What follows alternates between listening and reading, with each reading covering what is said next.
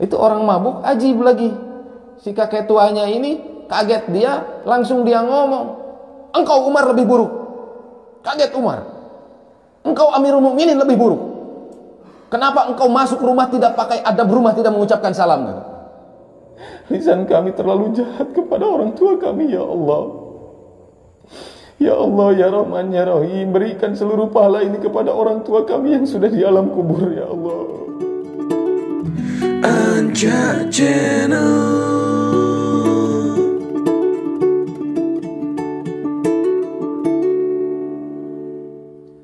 Assalamualaikum warahmatullahi wabarakatuh. Waalaikumsalam warahmatullahi wabarakatuh. Innal hamdalillah nahmaduhu wa nasta'inuhu wa nastaghfiruh wa nu'minu bihi wa natawakkalu alaihi wa na'udzu bihi min syururi anfusina wa min sayyiati a'malina. May yahdihillahu fala mudilla lahu wa may yudlilhu fala hadiya lahu. Ashhadu an la ilaha illallah wahdahu la syarika lah wa ashhadu anna Muhammadan abduhu wa rasuluhu alladzi la nabiyya ba'dah. Allahumma shalli wa sallim ala sayyidina wa habibina wa maulana Muhammadin wa ala alihi wa ashabihi ajma'in, amma ba'du. Qala Allah ta'ala fi kitabihil karim, a'udzu billahi minasy syaithanir rajim. Ya ayyuhan nasu ubudu rabbakumul ladzi khalaqakum walladzina min qablikum la'allakum tattaqun. Shadaqallahul azim. Hadirin yang dimuliakan Allah Subhanahu wa taala, telah menjadi ketetapan dan ketentuan Allah Subhanahu wa taala bahwa manusia ini hanya bisa bahagia dengan amal-amal agama. Amal agama yang telah sempurna dibawa oleh Rasulullah sallallahu alaihi wasallam. Barang siapa manusia atau bahkan jin sekalipun dia mencari kebahagiaan di luar dari agama, maka yang ada dia hanya akan mendapatkan kesengsaraan. Seekor cacing yang hari-hari hidup di dalam tanah, dalam kegelapan, dalam pikiran kita gelap, sumpek. Tapi itu tempat bahagia untuk seekor cacing. Ketika cacing ini berusaha keluar dari fitrahnya, keluar dari tanah, dia mendapatkan cahaya. Walaupun di luar daripada tanah ini ada matahari dengan keindahan sinarnya, ada bulan, ada gunung dengan keindahan-keindahan dunia yang lain, tapi karena bukan itu tempatnya, bukan fitrahnya daripada cacing hidup di luar tanah, maka enggak lebih dari 5 menit saja cacing tidak kuat di atas tanah terkena sinar matahari. Karena kebahagiaan cacing ada di dalam tanah. Seekor ikan, Allah Subhanahu wa taala telah menetapkan kebahagiaan seekor ikan ini, hadirin yang mulia, ada di dalam air. Walaupun dalam pandangan kita di dalam air ngap, gak bisa napas, itu pandangan kita. Tapi bagi ikan, air adalah tempat dan ada kebahagiaan di situ. Maka jika air ini, hadirinnya, ikan ini keluar daripada air, hadirin, walaupun di luar air lebih banyak makanan yang enak, kehidupan lebih indah, seakan-akan terlihat seperti itu, tapi ketika ikan hidup di luar daripada air, maka 5 menit atau 10 menit, kecuali ikan yang sudah ditakdirkan hidupnya oleh Allah, maka ini gak akan lama bertahan hidupnya. Karena kebahagiaan ikan sesungguhnya ada di air. Begitu pula dengan kehidupan manusia, hadirin yang mulia. Seseorang yang hidup di luar dari agama, dia tidak akan pernah mendapatkan kebahagiaan. Walaupun dalam pandangan kita dia punya mobil, walaupun dalam pandangan kita dia punya rumah besar, tapi hadirin yang mulia, hatinya belum tentu bahagia. Tapi ajib, ini kawan-kawan yang baru 3 hari di dalam masjid, tidur hanya beralaskan karpet, makan seadanya, waktu dipersempit, tidur dikurangi. Kenapa bisa bahagia? Karena hadirin yang mulia, selama 3 hari ini kita dalam mengamalkan amal-amal agama yang sempurna. Dan tidak ada tempat yang menjamin kebahagiaan selain masjid. Kenapa? Karena sesungguhnya Allah Subhanahu wa taala mencintai daripada rumah-rumahnya yang ada di muka bumi ini adalah masjid. Tidak ada tempat yang lebih baik daripada masjid. Sehingga orang masuk hari ini datang ke masjid, hadirin yang mulia, dia akan mendapatkan sakinah, ketenangan jiwa, ketentraman hidup, apalagi ditambah dengan menghidupkan amal-amal agama. Tapi hari ini Masya Allah, orang sudah mulai tidak peduli lagi dengan masjid. Akhirnya ketidakpedulian ini, hadirin yang mulia, membuat orang-orang berpikir bagaimana mengeluarkan orang-orang dari masjid. Lihat bagaimana fitnah yang terjadi hari ini. Orang-orang sudah banyak keluar masjid. Adapun orang-orang yang masuk ke dalam masjid, dirusak syariatnya sedikit demi sedikit. Sudah mulai kurang ketenangan, karena tidak hidup dengan amal-amal agama yang dicontohkan oleh Rasulullah SAW, sebagaimana amalan yang hidup di Masjid Nabawi. Tapi seandainya satu masjid menghidupkan amal-amal agama seperti amal agama yang dihidupkan oleh Rasulullah dan para sahabat radhiyallahu anhum, maka masjid tersebut, hadirin yang mulia, akan seperti rumah sakit bagi orang-orang yang sakit hatinya, yang mencari kebahagiaan di mana. Beda daya tarik masjid yang hidup dengan amalan. Makanya masjid ini bukan saja disebut Baitullah, tapi Baitul Mu'minin, rumahnya orang yang beriman. Disebutkan juga rumahnya bagi orang yang bertakwa. Kenapa mereka menyebut ini sebagai rumah? Wa takaffalallahu liman kana masjidu baitahu birauhi wa rahmah. Karena bagi orang-orang yang menjadikan masjid sebagai rumahnya, Allah jamin berupa rahmat. Maka perasaan kita selama 3 hari nikmat di dalam masjid karena Allah cucuri dengan rahmat, hujani dengan rahmat. Bahkan hadirin yang mulia, seandainya mata kita kasab nih, bisa melihat apa yang tidak bisa dilihat oleh orang lain, maka hari ini ketika kita duduk dalam majelis ini, hadirin yang mulia, malaikat telah bersab-sab sampai ke arasnya Allah Subhanahu wa ta'ala. Bahkan dalam hadis yang sahih, dalam suatu majelis yang dibicarakan kebesaran Allah di dalamnya, selain bersab-sab ini malaikat, maka Allah sendiri membuat majelis yang lebih baik daripada majelis kita hari ini. Sembari menyebutkan nama orang tua kita, Dik-dik bin Fulan, Rama bin Fulan, disebut orang tua kita oleh Allah Subhanahu wa ta'ala di hadapan para malaikat. Ini Allah yang sebut. Apalagi kalau presiden yang sebut orang tua kita, coba. Kita pasti bangga. Jangankan presiden, RT saja ngebanggain orang tua kita, gimana kita nggak bahagia? Ini yang nyebut nama orang tua kita dan nama kita Allah Subhanahu wa ta'ala di hadapan makhluk yang mulia, yaitu para malaikat. Nah, ini hadirin yang muliakan Allah Subhanahu wa ta'ala, bagaimana kita keluarnya 3 hari ini harus menjadi sesuatu contoh. Ketika keluar pulang dari 3 hari ini menjadi contoh bagi orang-orang yang melihat kita. Dia keluar 3 hari kok jadi seperti ini, jadi contoh kita. Kok jadi baik, sholatnya terjaga, dakwahnya luar biasa, zikir ibadahnya luar biasa, bahkan akhlaknya luar biasa. Ada apa dengan 3 hari ini? Padahal mereka cuma di dalam masjid. Nah, kita ini zamannya sekarang tuh harus jadi contoh. Dik-dik, Masya Allah, gak usah lagi alergi sama tongkrongan-tongkrongan. Justru pulang 3 hari, datangin orang-orang tongkrongan, bagaimana mereka nongkrongnya di masjid.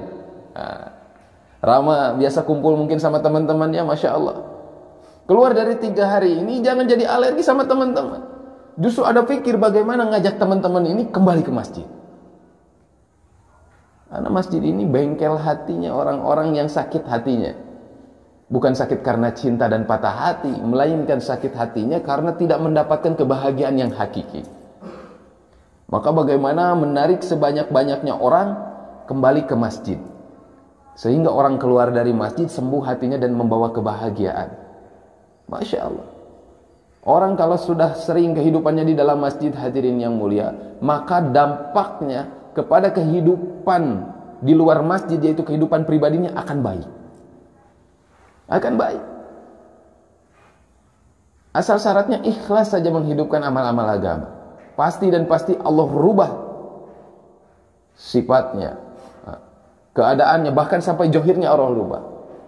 Coba dengan 3 hari ini, ada kekuatan pakai peci, ada kekuatan pakai koko, ada kekuatan pakai sarung ataupun pakai gamis. Ini nilai yang luar biasa, dan ini merupakan sunnah baginda Rasulullah Sallallahu Alaihi Wasallam. Jangankan peci, mulai memelihara janggut, Masya Allah. Ini adalah sunnah baginda Nabi Sallallahu Alaihi Wasallam. Tapi kalau kita tidak pernah berkorban, tidak pernah keluar 3 hari di jalan Allah, maka pasti dan pasti tidak akan dipahamkan dengan agama. Ya. Untuk menumbuhkan jenggot pun ini butuh kepahaman, butuh menghidupkan sunnah Nabi. Tapi bagaimana kita bisa cinta kepada Nabi tanpa berkorban? Kan bohong. Yang namanya cinta itu butuh pengorbanan. Masya Allah, mungkin kita pernah dulu pacaran zaman jahiliyah. Bagaimana kita memperjuangkan cinta kita kepada orang yang kita cintai, habis-habisan. Orang yang kita cintai, Masya Allah, dia suka ini, kita tiru kesukaannya. Dia pakai baju apa, kita pengen kapelan. Masya Allah, disama-samakan hadirin. Ini hanya untuk orang yang kita cintai. Maka hari ini jika kita mengaku cinta kepada Nabi Muhammad SAW, maka pasti dan pasti apa yang dipakai oleh Rasulullah kita pun akan pakai. Apa yang dipikirkan oleh Rasulullah kita pun akan pikirkan. Seperti itu. Apa akhlak Nabi maka kita akan tiru. Itu orang yang benar-benar cinta. Jadi bohong jika ada orang yang mengaku cinta kepada sunnah Nabi SAW tapi membenci sunnah Nabi. Jangan panjangin jenggot kayak kambing lu. Masya Allah. Seakan-akan mengatakan Rasulullah seperti kambing. Maka hati-hati. Kalau kita tidak bisa menghidupkan sunnah, maka dalam hati ada rasa penyesalan. Kenapa saya tidak bisa, orang lain bisa. Jangan sampai mencela daripada sunnah Nabi SAW. Itu kan sunnah, dikerjakan mendapat pahala, tidak dikerjakan tidak apa-apa. Itu definisi sunnah, bukan maksud daripada sunnah. Maksud daripada sunnah Allah Subhanahu wa taala telah jelaskan dalam Al-Qur'an, "Qul in kuntum tuhibbunallaha fattabi'uni." Katakan Muhammad kepada umatmu, jika umatmu mencintai aku yaitu Allah, ikutilah aku. Maksudnya ikutilah kehidupan Nabi Muhammad sallallahu alaihi wasallam. Itu baru sunnah. Kalau tadi definisi sunnah. Jadi hari ini pahamkan dalam diri kita bahwa sunnah itu bukan hanya dikerjakan mendapat pahala, tapi menjadi kehidupan kita sehari-hari. Sedia insyaallah. Sayyidina Umar bin Khattab radhiyallahu anhu pernah berjalan bersama Abdullah bin Mas'ud. Umar awalnya berdiri di belakang dan kegiatannya adalah meronda setiap malam. Nah, hadirin yang mulia, ketika masuk dalam satu perkampungan, dilihat ada satu rumah yang masih terang cahayanya, lampunya, cempor merennya zaman baheula. Maka terlihat masih ada cahaya yang keluar. Maka ketika melihat, Umar berkata kepada Abdullah bin Mas'ud, biar aku yang berjalan di depan. Nah, kita pelajari kan di adab-adab jaulah bagaimana kalau dalam gelap Amir berada di mana? Di depan. Itulah contohnya. Pindah Umar sebagai Amirul Mukminin, beliau di depan. Karena apa hadirin yang mulia? Seandainya ada sesuatu yang tidak baik di rumah tersebut, maka cukup Amir yang melihat, jangan sampai makmurnya tahu. Ini pemimpin seorang seperti itu. Jika ada aib di dalam rumah itu, cukup dia yang tahu, tidak diceritakan kepada makmurnya. Maka sampai di depan rumah tersebut, kata Umar, biarkan aku yang melihatnya. Masya Allah, ketika dilihat hadirin yang mulia, ternyata ada seorang yang sudah parubaya, yang sudah tua, dalam keadaan mabuk, ditemani wanita yang sedang nyanyi di depannya. Lirik, syair bersair-sair. Marah Umar melihat itu. Langsung mengatakan, wahai orang yang celaka, katanya. Tidak malu engkau dengan Allah dan tidak takutkah engkau kepada Allah? Karena bagaimana tidak? Itu sudah tua, mabuk, bareng sama wanita lagi hadirin yang mulia. Itu orang mabuk, ajib lagi. Si kakek tuanya ini kaget dia, langsung dia ngomong, engkau Umar lebih buruk. Kaget Umar. Engkau Amirul Mukminin lebih buruk. Kenapa engkau masuk rumah tidak pakai adab rumah, tidak mengucapkan salam? Ajib. Coba kita ingetin ke kepala polisi kayak gitu. Coba ingetin ke Pak RW kayak gitu. Yang ada kita dimarahin balik sama pemimpin. Coba bicara seperti itu sama presiden. Yang ada kita ditangkap. Tapi ajib, ini Umar sebagai Amirul Mukminin waktu itu hadirin yang mulia, maka Umar berjalan mundur dengan perasaan menyesal sambil menggigit ujung gamisnya. Dalam kitab Hikayatus Sahabat diceritakan dia menggigit daripada gamisnya dan mengatakan, engkau benar, engkau benar. Umar salah, Umar salah. Ibuku telah menyesal melahirkan aku. Allahu Akbar. Sampai merasa seperti itu Umar.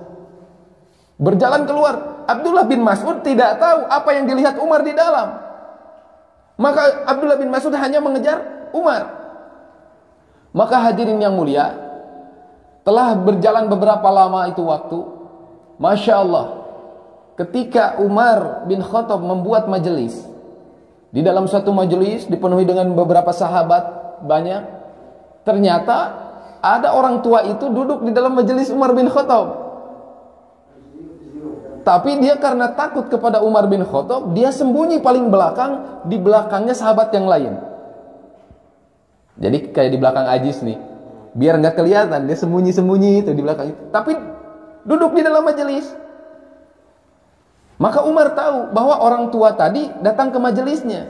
Diperhatikan sama Umar dari jauh. Oh, itu si orang tua itu. Duduk dia paling belakang, di belakangnya sahabat biar nggak kelihatan. Padahal Umar tahu, sudah melihat. Nah, biasanya seperti itu. Orang yang punya dosa kalau duduk di majelis paling belakang biasanya tuh. Tapi ajib. Maka Umar memanggil, wahai fulan, kemari. Kaget. Itu orang tua yang punya dosa. Kemari dengan lembut. Orang lain nggak tahu kesalahannya apa kan, yang tahu hanya Umar. Bahkan Abdullah bin Mas'ud pun tidak tahu. Maka akhirnya hadirin yang mulia, diperintahkan oleh Umar, duduk di sampingku. Ajib, ini contoh buat kita bagaimana memuliakan saudara muslim. Maka hadirin yang mulia, ketika itu laki-laki tua duduk di sebelah Umar, maka Umar mendekatkan mulutnya ke telinga si bapak tadi, agar tidak terdengar oleh sahabat yang lainnya. Dan Umar mengatakan, wahai orang tua, sesungguhnya aku tidak pernah menceritakan tentang aibmu kepada orang lain. Allahu Akbar. Maka menangis air mata orang tua itu. Kemudian dibalas sama orang tua tadi. Dia mendekatkan mulutnya ke telinga Umar. Dia mengatakan, wahai Amirul Mukminin, setelah kedatanganmu, demi Allah aku tobat hari itu dan tidak pernah minum apa-apa lagi. Umar saking bahagia, kaget dan mengatakan, Allahu Akbar, Allahu Akbar, Allahu Akbar. Sahabat bingung semuanya. Ini dua orang ini ngomong apa katanya, sampai takbir seperti itu. Ini contoh tidak boleh membuka aib saudara muslim. Ancamannya berat. Apa kata Nabi? Barang siapa membuka aib saudara muslim, maka Allah akan buka aibnya kelak pada hari kiamat. Tapi barang siapa menutup aib saudara muslim, Allah akan tutup aibnya.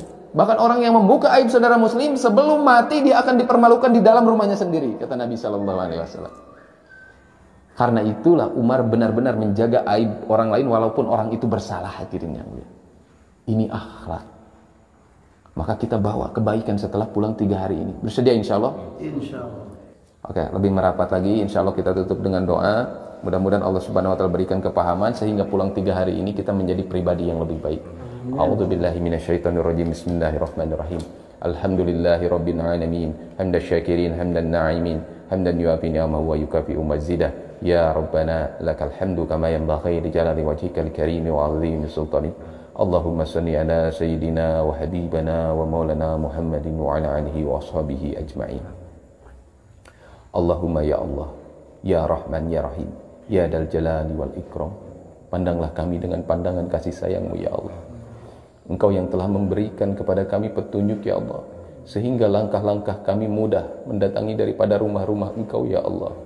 Ya Allah, kami datang dengan penuh dosa ya Allah. Biarkan kami keluar daripada 3 hari ini terhapus dosa-dosa kami ya Allah. Ya Allah ya Rahman ya Rahim, pandang pengorbanan kami selama 3 hari ini ya Allah. Jadikan diri kami yang jauh lebih baik ya Allah. Menjadi diri kami yang penuh dengan hikmah ya Allah. Lisan kami yang buruk lubah ya Allah menjadi lisan yang baik ya Allah. Perlakuan kami yang buruk jadikan perlakuan yang baik ya Allah, sehingga menjadi asbab hidayah bagi orang yang melihat. Ya Allah ya Rahman ya Rahim, jadikan pengorbanan kami ini ya Allah asbab terhapusnya dosa-dosa kami ya Allah. Terhapusnya dosa orang tua kami ya Allah. Terhapusnya dosa istri kami ya Allah. Kami yang sering lalai ya Allah mendidik daripada anak dan istri kami. Hari ini kami berjanji ya Allah akan mendidik istri kami dengan baik, menjaganya dengan baik, menjaga anak kami dengan baik. Karena kami sadar ya Allah ya Rahman ya Rahim, Engkau telah titipkan amanah yang besar kepada diri kami. Maka ya Allah, dengan keluarnya 3 hari ini, mudahkan diri kami ya Allah ada dalam berada ketaatan ya Allah. Mudah dalam mengamalkan amalan agama ya Allah, sehingga Engkau perbaiki iman kami, perbaiki amal kami, perbaiki muamalah kami, perbaiki muasyarah kami, dan perbaiki akhlak kami ya Allah. Ya Allah ya Rahman ya Rahim, jadikan rumah-rumah kami sebagaimana rumah para sahabat radhiyallahu anhu. rumah yang penuh dengan keridhaan, rumah yang penuh dengan rahmat-Mu ya Allah. Ya Allah, ya Rahman, ya Rahim. Ampunilah dosa-dosa orang tua kami ya Allah. Ampunilah dosa-dosa umat muslim ya Allah. Berikan hidayah kepada umat Nabi Muhammad sallallahu alaihi wasallam. Ya Allah, terima pengorbanan kami yang sedikit ini ya Allah. Terima pengorbanan kami sehingga menjadi asbab hidayah seluruh alam ya Allah. Ya Allah, ya Rahman, ya Rahim. Mudahkanlah langkah kaki kami untuk mengajak saudara-saudara kami yang belum taat kepadamu ya Allah. Lembutkan perilaku kami ya Allah. Lembutkan hati-hati orang yang akan kami ajak ya Allah. Ya Allah, jadikan kami da'i ya Allah. Pilih kami ya Allah. Istiqomahkan kami ya Allah. Ya Allah, ya Rahman, ya Rahim. Alirkan seluruh pahala ini untuk orang tua kami ya Allah. Lisan kami terlalu jahat kepada orang tua kami ya Allah. Ya Allah, ya Rahman, ya Rahim. Berikan seluruh pahala ini kepada orang tua kami yang sudah di alam kubur ya Allah. Mata kami buta ya Allah, tidak mengetahui bagaimana alam kubur ya Allah. Namun pengorbanan kami yang sedikit ini, jika segala sesuatunya menjadi kebaikan dalam pandangan-Mu ya Allah, menjadi pahala dalam pandangan-Mu ya Allah, kami ridha berikan kepada orang tua kami yang telah mendahului kami di alam kubur. Ya Allah, jangan cabut iman yang ada di dalam hati kami ya Allah. Cabut kesyirikan dan kemunafikan yang ada di dalam hati kami, tapi jangan iman kami ya Allah. Cabut ujub ya Allah, cabut sum'ah ya Allah, cabut takabur dalam diri kami ya Allah. Ganti ya Allah dengan segala sesuatu yang baik ya Allah. Tanamkan iman dalam hati kami, mudahkan amal dalam diri kami ya Allah. Ya Allah, istiqomahkan kami, wafatkan kami dengan mudah mengucapkan la ilaha illallah Muhammadur Rasulullah.